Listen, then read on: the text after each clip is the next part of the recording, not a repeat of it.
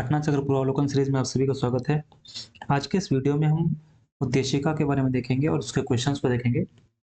तो आइए स्टार्ट करते हैं इस वीडियो को।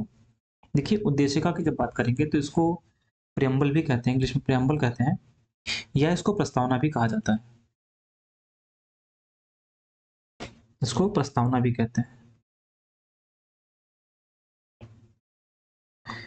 इसको जवाहरलाल नेहरू ने 13 दिसंबर 1946 को ऑब्जेक्टिव रेजोल्यूशन के रूप में प्रस्तुत किया था और संविधान सभा ने 22 जनवरी 1947 को इसको स्वीकार कर लिया था। यहाँ पर प्रस्तुत किया गया था और यहाँ पर स्वीकार कर लिया गया था।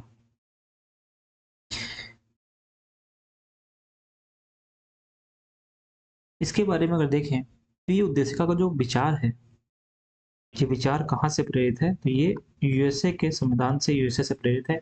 और उद्देशिका की जो भाषा है, भाषा शैली है, वो कहाँ से ली गई है, वो ऑस्ट्रेलिया से ली गई है। ऑस्ट्रेलिया से ली गई है। इसके साथ साथ में अगर हम इसकी बात करें कि जो प्रस्तावना है, प्रस्तावना में क्या क्या प्रावधान किए गए हैं। अच्छा, एक बात और समझ लीजिएगा कि प्रस्तावना को एक बार संशोधित किया गया है और 42वां संविधान संशोधन 1976 में किया गया है। तीन अच्छा, संशोधन होगा तो या तो कुछ जोड़ा जाएगा, घटाया जाएगा, तो इसमें घटाया कुछ नहीं गया, सिर्फ जोड़ा गया। 3 शब्द जोड़े गए, जिसमें एक है समाजवाद, समाजवाद, दूसरा पंथनिरपेक्ष, तीसरा अखंडता। तो 3 शब्द इसमें जोड़े गए। आप देखेंगे भी कि इसमें इससे कई क्वेश्चन आए हैं और ये काफी इंपॉर्टेंट है और आगे भी क्वेश्चन आने की संभावना है। तो क्वेश्चंस को करने से पहले हम प्रस्तावना के बारे में समझ लेते हैं कि उसकी क्या-क्या विशेषताएं हैं और उसमें से कैसे-कैसे क्वेश्चंस बन सकते हैं। चलिए स्टार्ट करते हैं इसमें उद्देशिका के बारे में। देखिए, जो संविधान की उद्देशिका है, उसकी शुरुआत होती है हम भारत के लोगों से, we the people of India से शुरुआत होती है। हम भारत के लोग, यहाँ से शुरुआत होती है। और इसको लास्ट में अगर पढ़ेंगे तो यहाँ पे लिखा है अंगीकृत, अधिनियमित और आत्मार्पित। ये तीनों चीजें कौन करता है, तो हम भारत के लोग। तो यहाँ पर क्या है कि जो हम भारत के लोग हैं, ये हमारे संविधान, हमारा जो प्रस्तावना है, ये उसका स्रोत है, शक्ति का स्रोत है। ये शक्ति का स्रोत है, शक्ति का स्रोत। इसके बाद अगर पढ़ेंगे आप तो उसमें देखेंगे कि उसमें संपूर्ण प्रभुत्व संपन्न, समाजवादी, पंथनिरपेक्ष, लोकतांत्रात्मक गणराज्य की बात की गई है। तो ये जो 5 शब्द लिखे हुए हैं, ये 5 शब्द, चाहे वो संपूर्ण प्रभुत्व संपन्न हो, समाजवाद हो, पंथनिरपेक्ष हो, लोकतंत्रात्मक हो, ये सब ये डिसाइड करते हैं कि शासन का स्वरूप कैसा होगा। शासन का स्वरूप कैसा होगा, ये डिसाइड करते हैं।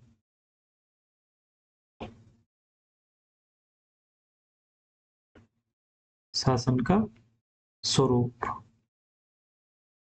ये डिसाइड करते हैं।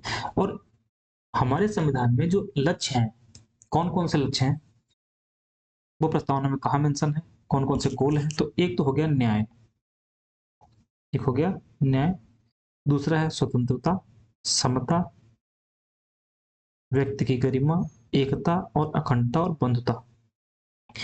आप अगर प्रेम्बल पढ़ें तो इसमें देखेंगे कि इसमें 3 प्रकार के न्याय की बात की गई है। 3 प्रकार के न्याय।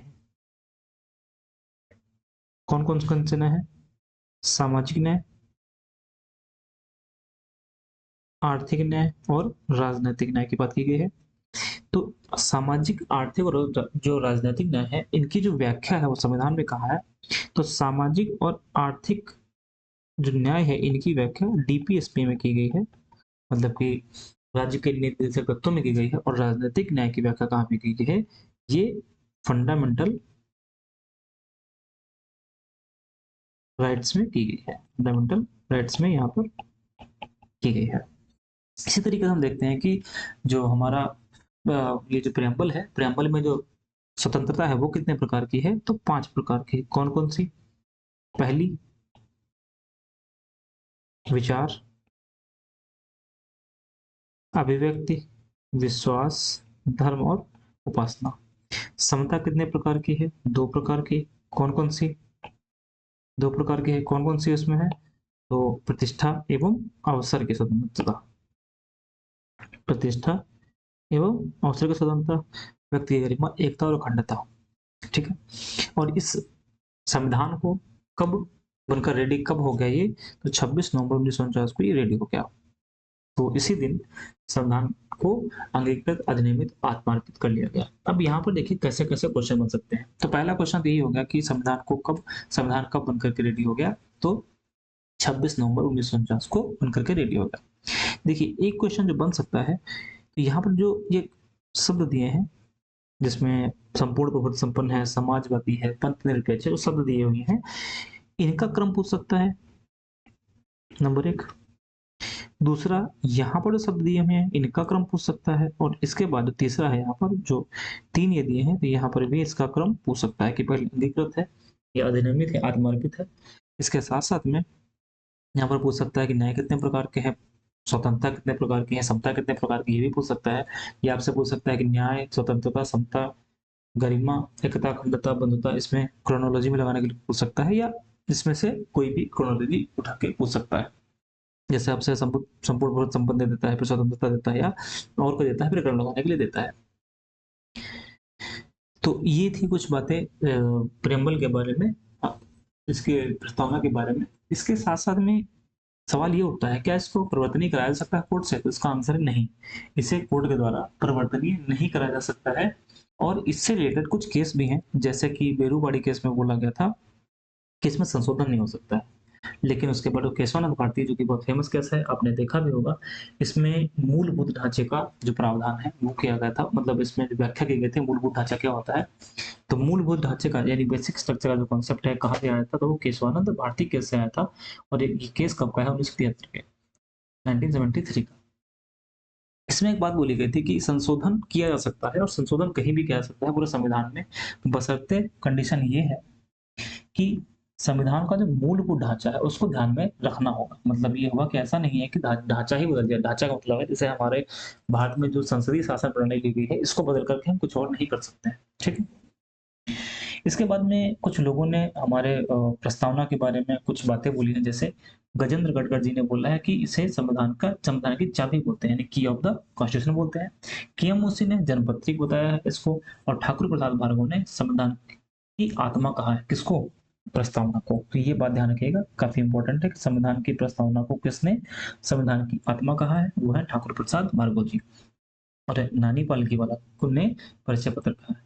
यहाँ पर बी आर अम्बेडकर ने अगर हम बात ना करें तो अधूरा रह जाएगा कि बी आर अम्बेडकर ने अनुच्छेद 32 आर्टिकल 32 को हृदय एवं आत्मा कहा है। किसका? संविधान का। तो इस तरीके से इसके बारे में हमने देखा। और लास्ट में हम यहाँ देखते हैं कि जो अल्लादी कृष्ण स्वामी अय्यर हैं, उन्होंने उद्देशिका हमारे सपनों और विचारों का प्रतिनिधित्व करती है, ऐसा कहा है।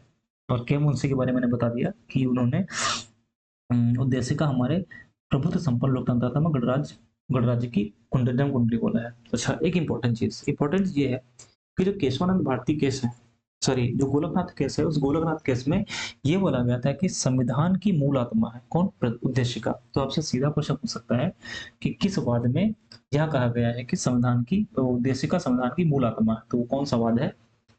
वो है गोलकनाथ बनाम पंजाब राज्य 1967। लेकिन बोम्बई बनाम यूनियन ऑफ इंडिया वाद में उच्चतम न्यायालय ने यह अवधारणा पुनः स्पष्ट है कि संविधान की उद्देशिका संविधान का भाग है। तो इस तरीके से हम लोगों ने देख लिया। इसके बारे में हम लोग पहले से ही पढ़ चुके हैं, बता दिया मैंने इसके बारे में। आगे सुभाष कश्यप जी का नाम सुना होगा, उन्होंने बोला है कि संविधान अगर शरीर है तो प्रस्तावना उसकी आत्मा है, और प्रस्तावना उसकी आधारशिला है। प्रस्तावना आधारशिला है तो संविधान उस पर खड़ी है, अट्टालिका है। इस तरीके से उन्होंने बोला। और बी आर अम्बेडकर ने संविधान को एक पवित्र दस्तावेज कहा है। तो बी आर अम्बेडकर से जुड़ी हुई 2 चीजें मैंने बताई कि बी आर अम्बेडकर ने एक तो संविधान को पवित्र दस्तावेज कहा है, और दूसरी बात जो हमने बताई कि उन्होंने अनुच्छेद 32 को बोला है लिखा भी है कि संवैधानिक उपचारों के अधिकार को भी डॉक्टर बी आर अम्बेडकर ने संविधान की आत्मा और हृदय कहा है, हार्ट एंड सोल कहा है। ठीक है, अब हम लोग सीधा क्वेश्चन करते हैं। देखिए पहला क्वेश्चन है, हम भारत के लोग, अब यहाँ पर देखिएगा ये जो पहला क्वेश्चन है ये पूरा प्रस्तावना है। यहाँ पर जो जगह खाली है, ये जगह खाली क्या कहती है कि यहाँ पर क्या होगा। तो लास्ट में हम लोगों ने देखा था कि इसमें लिखा हुआ था इसको कब स्वीकार किया, मतलब संविधान, हम भारत के लोगों ने इसको कब अंगीकृत अधिनियमित आत्मार्पित किया था, तो 26 नवंबर 1949 को किया हुआ था। अब यहाँ पर 26 जनवरी 1950 की बात आती है, तो इसके बारे में हम सबको पता है कि 26 जनवरी 1950 को हमारा संविधान लागू हुआ था। संपूर्ण संविधान लागू हुआ था और इसी दिन 26 जनवरी को ही हम रिपब्लिक डे मनाते हैं, यानी गणतंत्रता दिवस मनाते हैं। नेक्स्ट क्वेश्चन की बात करते हैं। नेक्स्ट क्वेश्चन क्या है कि भारतीय गणतंत्र की 26 जनवरी 1950 को सही संवैधानिक वस्तुस्थिति क्या थी, मतलब कि जब 26 जनवरी 1950 को लागू हुआ तो उस टाइम प्रस्तावना की स्थिति क्या थी। तो देखिए वहां उस टाइम धर्मनिरपेक्ष नाम की कोई चीज उसमें नहीं थी, लिखा हुआ नहीं था। यहाँ पर दो ऑप्शन गलत हो गया। अब बात आती है अगले ऑप्शन की, तो लोकतंत्र में गणराज्य भी था और संपूर्ण प्रभुत्व संपन्न था। तो इसलिए इसका आंसर क्या हो जाएगा, इसका आंसर हो जाएगा सी। ठीक है, नेक्स्ट क्वेश्चन की बात करते हैं। सेम क्वेश्चन है और इसका भी आंसर क्या होगा, इसका आंसर ये होगा। अब देखिए पहला जो क्वेश्चन है वो पीसीएस 2009 में, इसमें 2009 में आया था और अगला क्वेश्चन 2021 में यूपीएससी में आया था। नेक्स्ट क्वेश्चन है कि भारत के संविधान के निर्माताओं को मत निम्नलिखित में से किसमें प्रतिबिंबित होता है, तो उद्देशिका में प्रतिबिंबित होता है। ठीक है, अब इसमें मूल अधिकार लिखा है, तो मूल अधिकार का उल्लेख कहाँ है संविधान में, पार्ट 3 में है। और डीपीएसपी का उल्लेख कहाँ है, पार्ट 4 में। और मूल कर्तव्य का कहाँ है, तो 4A, पार्ट 4A में। कौन सा अनुच्छेद है, अनुच्छेद यानी आर्टिकल 12 से 35 के बीच, 12 से 35 के बीच, और यहाँ पर 36 से 51 के बीच, और इसमें कहाँ पर आर्टिकल है, तो 51 का, 51A। ठीक है, अगला क्वेश्चन है कि भारत के संविधान की प्रस्तावना में कितने प्रकार के न्याय हैं। देखिए हमने अभी बताया था कि 3 प्रकार के न्याय हैं। कौन कौन से, सामाजिक, आर्थिक और राजनीतिक। कितने प्रकार की स्वतंत्रता है, तो 5 प्रकार की। कौन कौन सी, कौन कौन सी, विचार, अभिव्यक्ति, विश्वास, धर्म और उपासना। कितने प्रकार की समानता है, यानी समता, 2 प्रकार की। प्रतिष्ठा और अवसर की, भ्रातृत्व, एक, यानी कि इसका ऑप्शन क्या होगा, 3, 5, 2, 1। ठीक है, नेक्स्ट क्वेश्चन, भारतीय संविधान की प्रस्तावना के सिलसिले में निम्नलिखित में से कौन सा क्रम सही है। अभी देखो मैंने बोला क्रम जो है उसमें 3 तरह का सवाल पूछ सकता है क्रम में। एक तो सबसे ऊपर दिया हुआ है कि संप्रभुता संपन्न समाजवादी पंथ निरपेक्ष करके दिया हुआ है। दूसरा क्या पूछ सकता है कि न्याय, स्वतंत्रता, समता वाला। और आखिरी में क्या पूछ सकता है, अंगीकृत, अधिनियमित और आत्मार्पित करने वाला क्वेश्चन पूछ सकता है। तो यहाँ पर क्या है कि सबसे पहले तो हमारे यहाँ जो प्रस्तावना भी देखा था उसमें क्या है कि गणतंत्र तो पहले नहीं है। पहले सबसे क्या है, सार्वभौम संपन्न, सत्ता संपन्न, सार्वभौम सत्ता संपन्न और सार्वभौम सत्ता संपन्न, लेकिन पहला ऑप्शन तो नहीं होगा। फिर उसके बाद में क्या है, समाजवादी आता है, तो जनवादी नहीं होगा, समाजवादी हो जाएगा। उसके बाद धर्मनिरपेक्ष आता है, जनवादी नहीं होगा, धर्मनिरपेक्ष होगा। और उसके बाद में क्या होगा, समाजवादी तो होगा नहीं ये वाला, फिर क्या होगा, जनवादी नहीं होगा यहाँ पर। ठीक है, समाजवादी और गणतंत्र ये भी नहीं होगा क्योंकि ये पहले होगा। ठीक, तो हमने आपको क्रम बताया था, क्रम क्या होगा, एक बार लिख देता हूँ मैं, प्रभुत्व संपन्न, यहीं पर लिख देता हूँ मैं, संपूर्ण प्रभुत्व संपन्न,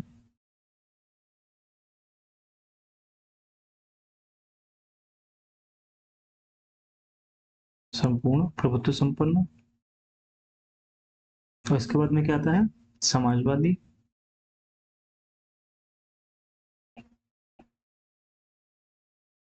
समाजवादी के बाद पंथ निरपेक्ष, धर्मनिरपेक्ष के बाद में लोकतंत्रात्मक गणराज्य, लोकतंत्रात्मक गणराज्य, ये क्रम सही है। अब देखिए हमारे पूरे प्रेम्बल में कहीं पर भी जनवादी शब्द का उल्लेख नहीं है, कहीं पर भी। जनवादी शब्द का उल्लेख कहां पर है? तो चीन के संविधान में है, ना कि भारत के संविधान में। चीन के संविधान में है, इसलिए इसका कोई भी ऑप्शन नहीं होगा।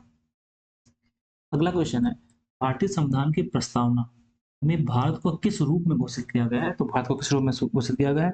एक सार्वभौम, समाजवादी, धर्मनिरपेक्ष और प्रजातांत्रिक गणराज्य के रूप में घोषित किया गया है। नेक्स्ट क्वेश्चन है 7 नंबर, हो गया है 8 नंबर। टर्म लगाने के लिए पूछा गया है, तो सबसे पहले क्या आता है? सार्वभौम, 1 नंबर पे आएगा। उसके बाद में समाजवादी, उसके बाद में धर्मनिरपेक्ष, फिर आएगा प्रजातांत्रिक। इसका मतलब है कि इसका आंसर ए हो जाएगा। नेक्स्ट क्वेश्चन, भारतीय संविधान की प्रस्तावना में समाजवादी शब्द किस संशोधन के तहत जोड़ा गया? तो 42वां संविधान संशोधन के तहत जोड़ा गया। यहाँ पर देखिए, तो हमने अभी स्टार्टिंग में बताया था कि प्रस्तावना में सिर्फ एक बार संशोधन हुआ है, वो कब हुआ है? तो 42वां संविधान संशोधन 1976 में।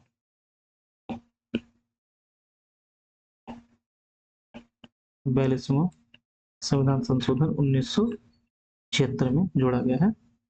3 शब्द जोड़े गए, कौन कौन से? समाजवाद, पंथ निरपेक्ष और अखंडता, 3 जोड़े गए हैं। 44वां संविधान संशोधन कब किया गया है? 1978 में किया गया है। ठीक है, तो इसका आंसर ये हो जाएगा। अब देखिए, अब ऐसे क्वेश्चन, ये क्वेश्चन इतना इंपॉर्टेंट है ये कि कब संशोधन हुआ और इसमें क्या क्या जोड़ा गया, प्रस्तावना में क्या क्या जोड़ा गया, कितनी बार क्वेश्चन पूछा। आप देखिए लगातार क्वेश्चन पूछा जा रहा है। 42वां प्रस्तावना कब जोड़ा गया? प्रस्तावना में 42वां संविधान में क्या क्या जोड़ा गया? तो समाजवाद और पंथ निरपेक्ष। नेक्स्ट क्वेश्चन सेम, धर्मनिरपेक्ष समाजवादी कब जोड़ा गया? तो वो 42वां। अच्छा, ओके, पहला क्वेश्चन क्या कहता है कि 42वें संविधान संशोधन के माध्यम से भारत के संविधान के प्रस्तावना में क्या जोड़ा गया, वो पूछ रहा है। और जस्ट उसके बाद दिया हुआ है कि धर्मनिरपेक्ष और समाजवादी को कब जोड़ा गया। देखिए क्वेश्चन जो है वो जस्ट उल्टा कर दिया। ठीक है, अगला, धर्मनिरपेक्ष राज्य का वर्णन कहाँ पर है? तो ये है भारत की जो संविधान है उसका प्रस्तावना में। इसके बारे में मैंने बता दिया। मूल अधिकार का उल्लेख कहाँ है? भाग 3 में। और डीपीएसपी का उल्लेख कहाँ है? भाग 4 में। देखिए नवीन सूची जो है उसको पहले संविधान संशोधन के द्वारा जोड़ा गया था, 1951 में जोड़ा गया था। और ये किसके कार्यकाल में जोड़ा गया था? तो कौन प्रधानमंत्री थे? पंडित जवाहरलाल नेहरू उस टाइम प्रधानमंत्री थे, भारत के पहले प्रधानमंत्री पंडित जवाहरलाल नेहरू प्रधानमंत्री थे। नेक्स्ट, कौन सा शब्द 1975, कौन सा शब्द 1975 में भारतीय संविधान की प्रस्तावना में सम्मिलित नहीं था? तो अखंडता पर सम्मिलित नहीं था उस टाइम, बाकी सब तो पहले से ही था। अब सवाल है कि 42वें संविधान संशोधन में क्या जोड़ा गया? तो उसमें क्या क्या जोड़ा गया? तो समाजवाद जोड़ा गया, रामस्वराज नहीं जोड़ा गया, पंथनिरपेक्ष जोड़ा गया तो पहले से ही था। तो इसका आंसर क्या हो जाएगा? 1 और 3। नेक्स्ट, संविधान की उद्देशिका के संबंध में निम्नलिखित कथनों पर विचार करना कि कौन सा सही है। यहाँ पर कौन सा सही है, से विचार करना। विचार ये करना इसमें है कि कौन सा सही है। तो पंडित जवाहरलाल नेहरू द्वारा ऑब्जेक्टिव प्रस्तावना, प्रस्ताव अंत्योदय उद्देशिका बना सही है। और कब प्रस्तुत किया गया था? तो 13 दिसंबर 1946। और स्वीकार कब किया गया? तो 22 जनवरी 1947। इसकी प्रकृति कैसी है? तो न्याय योग्य है, संशोधन नहीं किया सकता, ये गलत है, संशोधन किया जा सकता है, ये भी सही है, ये भी सही है। संविधान के विशिष्ट प्रावधानों को यह ओवरराइड नहीं कर सकता, ये भी सही है। तो इसका आंसर क्या हो जाएगा? 2 तो 3 नंबर तो गलत है, ये गलत है, और 1 2 4 सही है। नेक्स्ट, संविधान की प्रस्तावना का विधिक स्वरूप क्या है? विधिक स्वरूप यह है, इसको लागू नहीं किया जा सकता। भारतीय संविधान की उद्देशिका में संशोधन किया गया था कब? हमने जस्ट पढ़ा, 42वां। फिर है समावेदी शब्द कब जोड़ा गया? 42वां संविधान संशोधन। इसके बाद भारतीय संविधान की प्रस्तावना में समाजवादी कब शब्द जोड़ा गया? देखिए अब क्वेश्चन कितना रिपीट हो रहा है, 42वां। फिर है 26 नवंबर 1949 को अंगीकृत भारतीय संविधान की प्रस्तावना में क्या शब्द नहीं था? यहाँ पर क्या नहीं था का बात है तो यहाँ पर क्या नहीं था, समाजवाद नहीं था, अखंडता नहीं था, पंथनिरपेक्ष नहीं था, गणतंत्र गणराज्य पहले से था। तो क्या नहीं था, 3 नहीं थे, एबीसी नहीं थे, मतलब कि 1 2 3 नहीं थे। नेक्स्ट क्वेश्चन की बात करते हैं इसमें। तो नेक्स्ट क्वेश्चन आता है, भारतीय संविधान की प्रस्तावना में पंथनिरपेक्ष कब जोड़ा गया? 42वां संविधान संशोधन। फिर है, भारत एक संपूर्ण प्रभुत्व संपन्न समाजवादी धर्मनिरपेक्ष लोकतंत्र गणराज्य है। इससे 42वां संविधान संशोधन 1976 द्वारा संपूर्ण प्रभुत्व संपन्न लोकतंत्र गणराज्य के स्थान पर प्रतिस्थापित किया गया। सही, सही भी है और व्याख्या भी की जा रही है। नेक्स्ट क्वेश्चन, भारत में लौकिक सार्वभौमिकता है क्योंकि भारत की प्रस्तावना का आरंभ होता है हम भारत के लोगों से। द पीपल ऑफ इंडिया का उल्लेख कहाँ पर? प्रस्तावना में है। और इसके बारे में मैंने बता दिया था कि पार्ट 3 में है, ये भी मैंने बता दिया था कि डीपीएसपी पार्ट 4 में आर्टिकल्स भी बता दिए थे। सिटीजनशिप, जो सिटीजनशिप है नागरिकता है, ये भारत के संविधान के भाग 2 में है और अनुच्छेद आर्टिकल कहाँ से कहाँ तक है? 5 से 11 के मध्य है। नेक्स्ट क्वेश्चन, सभी व्यक्ति पूर्णतः और समान रूप से मानव हैं, यह सिद्धांत क्या है? समाजवाद, सार्वभौमिकता, समव्यष्टिवाद, अंतःक्रिया। यह कौन सा सिद्धांत है? तो सार्वभौमिकता के सभी व्यक्ति पूर्णतः और समान रूप से मानव हैं। धर्मनिरपेक्ष शब्द का सही भाव क्या है? इसका सही भाव ये है कि भारत में राज्य का कोई धर्म नहीं होता है, मतलब कि सरकार का कोई अपना धर्म नहीं है, राज्य का अपना कोई धर्म नहीं है। उसके लिए सब धर्म बराबर है, कोई भी छोटा या बड़ा नहीं है। अगला क्वेश्चन है, भारतीय संविधान निम्नलिखित में से कौन सा शब्द भारतीय संविधान की प्रस्तावना में उल्लेख नहीं है? तो संघीय, फेडरल वर्ड, हमारा जो फेडरल वर्ड है हमारे संविधान में नहीं उल्लेखित है। इसकी जगह पर क्या है? आर्टिकल 1 में यूनियन शब्द का उल्लेख है। अनुच्छेद 1 में यूनियन शब्द का उल्लेख है, यहाँ नीचे लिखा गया है कि संविधान के अनुच्छेद 1 में यूनियन शब्द का उल्लेख है, पर फेडरल शब्द का उल्लेख भारतीय संविधान में नहीं है, कि प्रस्तावना में नहीं और कहीं भी नहीं है, फेडरल वर्ड का उल्लेख नहीं है। नेक्स्ट क्वेश्चन है कि निम्नलिखित में से कौन सा शब्द भारत के संविधान की उद्देशिका में नहीं है? लोक कल्याण उद्देशिका में नहीं है। नेक्स्ट क्वेश्चन, भारतीय संविधान की प्रस्तावना में निम्नलिखित में से किस प्रकार की स्वतंत्रता का वर्णन नहीं है? तो हमारे यहाँ विचार प्रकट करने की स्वतंत्रता है, विचार की स्वतंत्रता है, उसको अभिव्यक्त करने की स्वतंत्रता है और विश्वास की। आर्थिक स्वतंत्रता नहीं है, आर्थिक स्वतंत्रता नहीं है, लेकिन आर्थिक न्याय जरूर मेंशन है यहाँ पर। आर्थिक स्वतंत्रता नहीं है, आर्थिक न्याय है, आर्थिक न्याय। नेक्स्ट क्वेश्चन, निम्नलिखित में से कौन भारतीय संविधान की प्रस्तावना में उल्लिखित नहीं है? यहाँ पर न्याय की बात कर रहा, 3 प्रकार के न्याय है। कौन कौन से न्याय है? सामाजिक, आर्थिक और राजनैतिक। ये 3 नहीं है, यानी धार्मिक न्याय नहीं है, ये 3 है, धार्मिक न्याय नहीं है। नेक्स्ट, भारतीय संविधान की प्रस्तावना के बारे में कौन सा कथन सही है? समाजवाद धर्मनिरपेक्ष शब्द सही पूछ रहा है इसमें, तो समाजवादी धर्मनिरपेक्ष शब्द 1950 में संविधान के संविधान के अंग नहीं थे, ये सही है। ये तो कब जोड़े गए हैं? ये तो 1976 में जोड़े गए, ना कि 1950 में। ठीक है, बाकी ऑप्शन गलत है। फिर क्वेश्चन है, भारतीय संविधान का कौन सा भाग संविधान की आत्मा है? तो संविधान की आत्मा कौन है? उद्देशिका। ये देखिए कितनी बार क्वेश्चन आया हुआ है, यहाँ पर देखिएगा ये कितनी बार क्वेश्चन आया हुआ है, लगातार क्वेश्चन पूछा हुआ है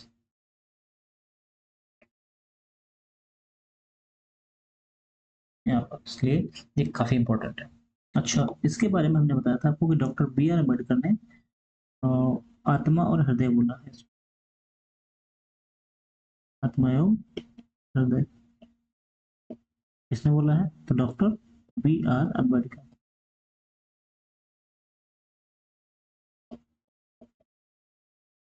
अम्बेडकर ने बात बोली है, ठीक है।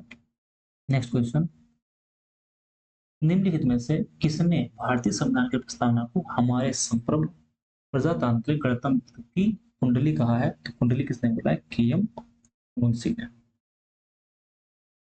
संविधान को प्रबलित दस्तावेज किसने कहा है? तो बी आर अम्बेडकर ने कहा है। किस वाद में, ये देखिए काफी इंपॉर्टेंट हमने बताया भी था, आगे भी क्वेश्चन ये बन सकता है, ये इंपॉर्टेंट है।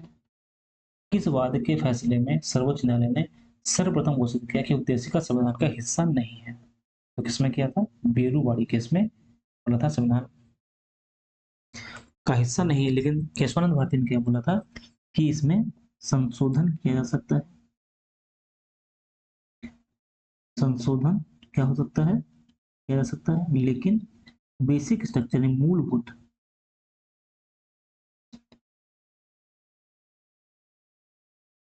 को ध्यान में रखना होगा। ठीक है।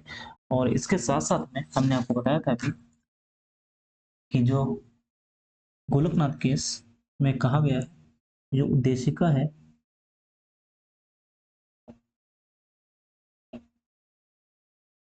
जो उद्देशिका है वो संविधान की मूल आत्मा है।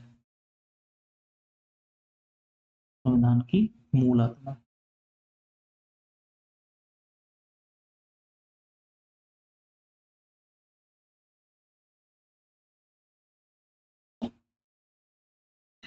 संविधान की मूल आत्मा, ये किसमें कहा गया है? तो गोलकनाथ केस 1967 में, और बेडूवाड़ी केस कब हुआ था? तो 1960। केशवानंद भारती का केस कब है? तो 1973। और सज्जन सिंह केस कब कब का है? 1965 में। नेक्स्ट क्वेश्चन, निम्नलिखित में से किस वाद में उच्चतम न्यायालय ने धारणा प्रस्तुत की कि उद्देशिका संविधान का भाग है? किसमें सर्वप्रथम की बात कर रहा है कि हाँ, धारणा उद्देशिका संविधान का भाग, ये कौन सा केस था? बोम्मई बनाम union of India. Next question, निम्नलिखित में से किसमें सर्वोच्च न्यायालय ने प्रस्तावना को भारतीय संविधान की मौलिक संरचना का भाग स्वीकार किया? केशवानंद भारतीय केस। ठीक है। ये जो एक गोपालन केस था, ये कब का केस है? ये कब केस हुआ था? तो 1950 में। और बेलूवाड़ी का केस कब हुआ था? तो 1960। नेक्स्ट, भारतीय संविधान की प्रस्तावना में जिन आदर्शों और उद्देश्यों की रूपरेखा दी गई है उसकी व्याख्या की गई, कहाँ व्याख्या की गई है? तो इसकी व्याख्या मूल अधिकारों में भी की गई है, राजनीतिक निर्देशक तत्वों में की गई है, और कर्तव्य मौलिक कर्तव्यों के अध्याय में की गई है। नेक्स्ट क्वेश्चन, निम्नलिखित में से कौन एक भारतीय संविधान के उद्देश्यों को प्रतिबिंबित करता है? तो भारतीय संविधान के उद्देश्य कहाँ पर प्रतिबिंबित होते हैं कि संविधान के उद्देश्य क्या क्या है? तो संविधान की प्रस्तावना में। भारत के संविधान की उद्देशिका में कितने प्रकार के न्याय हैं? तो 3 प्रकार के न्याय। कौन कौन से? सामाजिक, आर्थिक और राजनीतिक न्याय। सामाजिक, आर्थिक और राजनीतिक न्याय की बात की गई है। सामाजिक न्याय का मतलब क्या है? सामाजिक न्याय का मतलब ये है कि भारत में जो नागरिक है उनके साथ में जाति, रंग, धर्म और लिंग के आधार पर कोई भेदभाव नहीं किया जाएगा। और आर्थिक न्याय का मतलब है कि जो आर्थिक आधार पर किसी के साथ भेदभाव नहीं किया जाएगा। और राजनीतिक न्याय का मतलब ये हुआ कि यहाँ पर जो प्रत्येक नागरिक को समान राजनीतिक अधिकार प्राप्त है। मतलब यहाँ पर है किसी के साथ में भेदभाव नहीं किया जाएगा, ना है कि आर्थिक रूप से, ना ही आर्थिक के आधार पर, ना ही सामाजिक के आधार पर, और ना ही राजनीति के आधार पर। भारतीय संविधान की प्रस्तावना में इनके सभी नागरिकों को कौन सा न्याय प्रदान करने की व्यवस्था की गई है? तो सामाजिक, आर्थिक और राजनीतिक न्याय। हमारी प्रस्तावना में सांस्कृतिक, धार्मिक न्याय प्रदान करने की कोई भी व्यवस्था नहीं की गई है।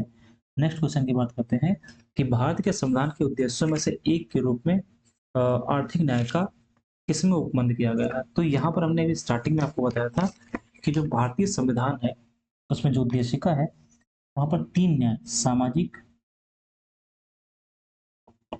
आर्थिक और राजनीतिक न्याय, इन तीन न्याय का उल्लेख किया गया है। राजनीतिक न्याय, तो इनका जो उपबंध है, यानी कि जो ऊपर के दो हैं सामाजिक और आर्थिक, इनका जो उपबंध है वो कहाँ किया गया है? डीपीएस में। एक तो भाई उद्देशिका में तो लिखा ही लिखा है, प्लस डीपीएस में भी है, राज्य के निर्देशक तत्वों में है। लेकिन यही चीज अगर पूछता है कि राजनीतिक न्याय का उपबंध किसमें किया गया है, तो एक तो किसमें किया गया है? तो उद्देशिका, प्रियम्बल,